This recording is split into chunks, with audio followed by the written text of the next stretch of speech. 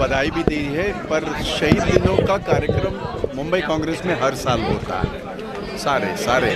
तो आज का भी था, बट बड़े पैमाने में लोगों को अभी ये, क्योंकि हम डिजिटल वर्ल्ड में हम सारे घूम रहे हैं, आप हम सारे, और हमें सिर्फ और सिर्फ वो सोशल मीडिया और वो हमारा सेल फोन, इसके बाहर हमारी दुनिया नहीं है। लेकिन ये दुनिया मुहैया करके देने वाले राजीव जी हैं, ये दुनिया मुहैया कर देने वाली इंदिरा जी हैं, ये दुनिया हमारी आज़ादी के संग्राम में अपनी शहादत देने वाले ये सारे हैं। लोग इस चीज़ को भूल रहे हैं। मतलब आज अगर बच्चों को पूछोगे आप कि ये इनका नाम से, तो ये यकीनन मैं कहता हूँ मुझे कौन है, तो बड़ा दुख होता है। और इसलिए कांग्रेस ने हमेशा इन कार्यक्रमों में ये किया है, बढ़ चढ़ के हिस्सा लिया है। अमरनाथ जहाँ हमारा, उनकी एक संस्था है, उनके माध्यम से और विनोद गोसालकर जी के सपोर्ट से उन्होंने बढ़िया कार्यक्रम किया। आप देख रहे हैं। और हमारा यही कहना है कि लोगों के सामने हकीकत जो है, सच्चाई लोग जाने।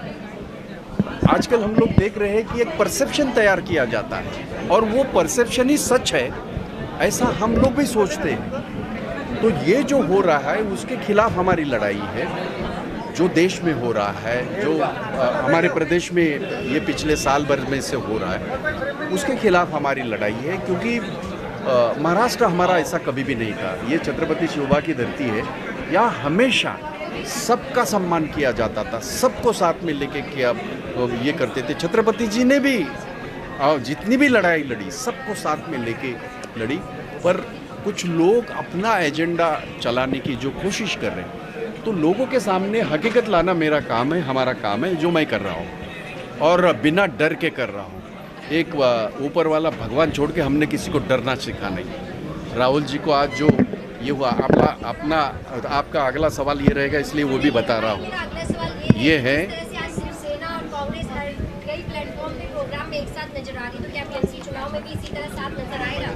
ऐसा है कि आप ये क्यों नहीं सोचते कि मैंने उद्धव जी हमारे मुख्यमंत्री करके मैंने जिक्र किया है। 2.5 साल जो काम किया गया वो महाविकास आघाड़ी करके काम किया गया, जिसमें कांग्रेस थी, राष्ट्रवादी थी, शिवसेना थी और हमारे नेता उद्धव जी ठाकरे थे। आज भी हम उनको अपना नेता मानते हैं। ये जिस तरह से ये 50 खोखे वाले जो करना है करने दो, लेकिन बाला साहब जी ने जो पूरी जिंदगी नहीं, ये जो हमारे कांग्रेस के कार्यकर्ता शाह जी है, उसने मुझे सुझाव दिया था कि भगत सिंह, राजगुरु और सुखदेव, इनकी आज का दिन है, वो फांसी का दिन है। तो उसको शहीदों को वंदना देने का कार्यक्रम अपने को करने का है। इतना प्रस्ताव अच्छा आने के बाद मैं स्वीकार लिया, भाई जी से बात किया कि चलो ये प्रस्ताव अच्छा है और ये अपन प्रोग्राम को अपन दोनों आएंगे। और आज आप देखा है कि आज ये प्रोग्राम हुआ, हम लोगों ने शहीदों को वंदन किया और उनकी याद की कि आज हम लोग देखते हैं तो आज का पॉलिटिक्स अलग है। वो किसके लिए चल रहा है? खुद के लिए चल रहा है, खुद के पार्टी के लिए, क्या देश के लिए नहीं चल रहा है। जैसा देश के लिए वो लोग फांसी पे गए, वहाँ भी इनकलाब जिंदाबाद, आपके जैसे तरुण थे। तो ये लोगों को याद करके ये लोगों ने क्यों अपना फांसी लिया? ऐसे कितने लोग हैं, महाराष्ट्र, पंजाब, गुजरात, सब पूरा देश के राज्यों में ऐसे हजारों लोगों ने स्वातंत्र मिला।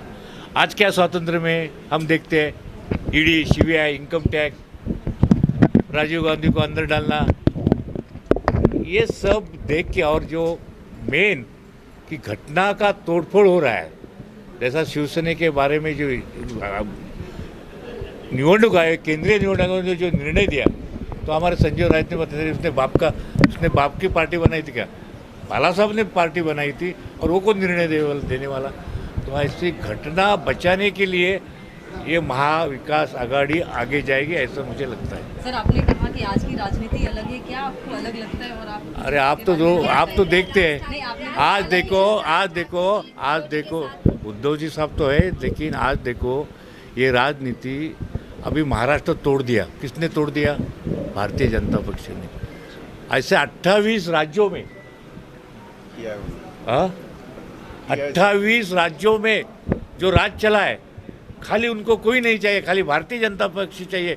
जैसा महाराष्ट्र में शिवसेना को फोड़ दिया, हमारे एमएलए लेके गए, हमारे एमपी लेके गए, ऐसा अगर इधर अदर दैन राज्यों में ये हो रहा है तो ये कौन सी राजनीति है? आप आए, आपको चुन के दे, आप देश के लिए काम करो। वो नहीं करते हैं, पार्टी तोड़ना और खाली ये देश में हम ही, ये तानाशाही ये नहीं चलेगी देश में हमको। इसलिए ये सब ये लोगों को ही होना चाहिए।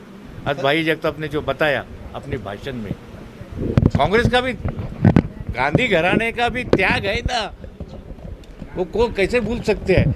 लेकिन उनको टारगेट करना, पप्पू बोलना, ये कौन सी राजनीति है?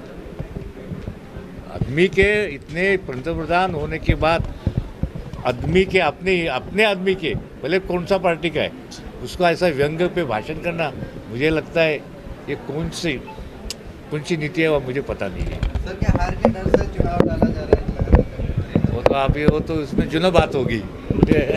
ये नहीं कुछ सब लोग बोलते हैं हार के लिए आगे जा रहे हैं। मंत्रिमंडल का विस्तार नहीं करते, बाकी छोड़ दो यार। सर, लेकिन एक आखिरी सवाल है, राजनीति तो हर कोई कर रहा है, हर पार्टी कर रहा है, लेकिन जब सरकार महाविकास आघाड़ी टूटी तब ऐसा कहा गया कि महाविकास आघाड़ी अगर टूटी है तो कांग्रेस की वजह से।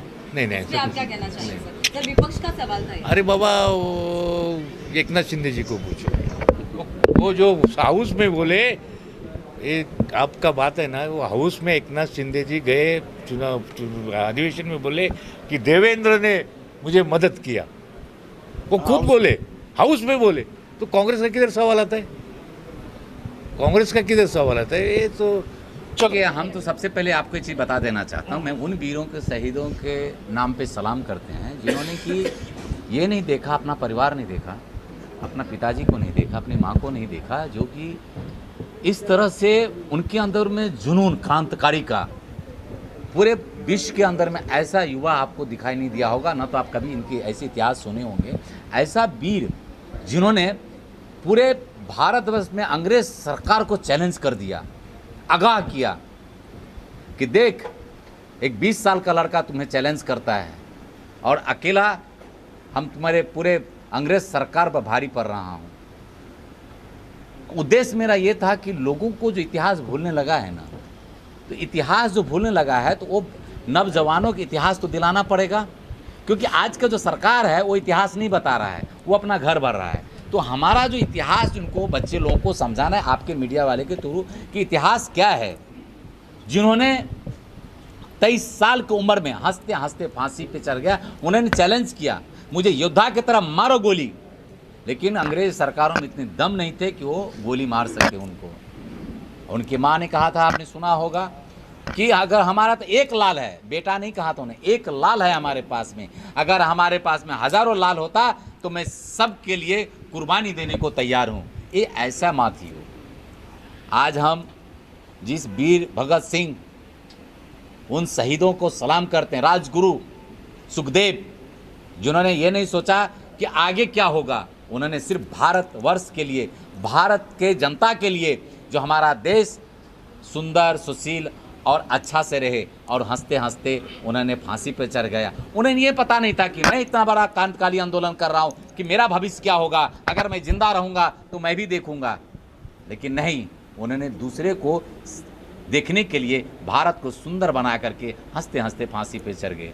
भारतीय सेवा संघ किस विचारधारा को लेकर? भारतीय सेवा संघ जो ऐसा है ना मैडम, कि आम जनता का है, हमारा नहीं है, आपका है, इनका है, सबका है। भारतीय नामे पर है उनको कि हम भारत को जोड़ के चलते हैं, हर दुख के साथी है भारतीय सेवा संघ। आज जिस तरह से आपने इस मंच पर एक नहीं बल्कि सभी पार्टियों को एकत्रित किया, तो क्या लगता है किस पार्टी को आप देखते हैं जो शहीदों के लिए और अपने देश के जो सैनिक है बॉर्डर पे, उनके लिए कार्य कर रही है? देखिए, सबसे पहले है कि हम इंसान को जोड़ना सीखे हैं, पार्टी को नहीं।